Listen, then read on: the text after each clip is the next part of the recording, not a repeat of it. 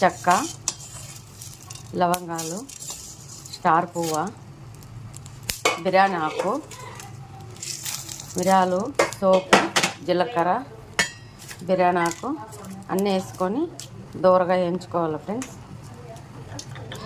దూరగా వేగిపోయినాక చికెన్ బాగా కడుక్కొని నీట్గా చేసే విధానం చూపిస్తాం ఫ్రెండ్స్. చికెన్ ఉడకాయకు బాగా ముక్కలు సరిపోయేట్టుగా చిన్న సైజు కొట్టుకొని ఉప్పు, పసుపు, నిమ్మకాయ వేసి కడుక్కొని నీళ్ళన్నీ తీసేసి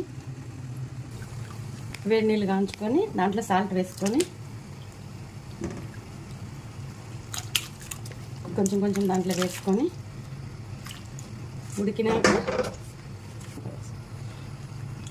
కొంచెం ఉడికినాక మళ్ళీ నూనెలో వేయించుకోవాలి ఫ్రెండ్స్. 3 కేజీల చికెన్కు 7 నిమ్మకాయలు కట్ చేసుకొని రసం తీసుకొని పక్కన పెట్టుకోవాలా. చికెన్ ఉడికిపోయింది ఫ్రెండ్స్. 1/2 లీటరు ఆయిల్ వేసుకున్నాము. ఆయిల్ వేడైంది. కొన్ని ముక్కలు వేసుకొని ఇంట్లో ఫ్రై చేసుకోవాలి. మా నూరా పాప అంతా పౌడర్ కొట్టింది. చెక్క, స్టార్ పువ్వ, ధనియాలు అన్నీ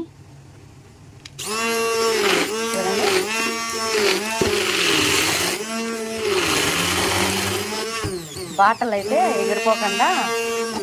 ఎగిరిపోకుండా బాటలు అయితే బాగుంటుందని బాటల్లో పౌడర్ కొట్టేసినాము. సన్న మంటతో చికెన్ వేగితే లోపల బాగా ఉడుకుతుంది ఫ్రెండ్స్. గోల్డ్ కలర్ వచ్చినాయి ఫ్రెండ్స్. ఇట్లా వేగితే చాలు, ఎక్కువ వేగితే బాగుండదు.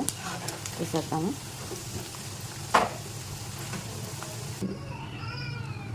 చికెన్ అంతా ఏం చేసినామో అదే ఆయిల్లో కొంచెం పోపు వేసుకున్నాము.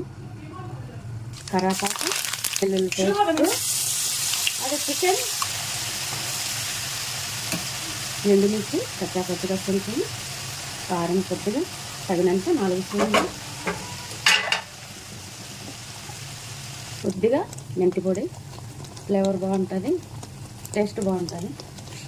ధనియాలు, చెక్క, లవంగాలు అవన్నీ, స్టార్ పువ్వు, ఇది 3 స్పూన్లు సరిపోతుంది. తగినంత పసుపు, సాల్ట్. ఇప్పుడు చికెన్ కూడా వేసుకున్నాం దీంట్లో.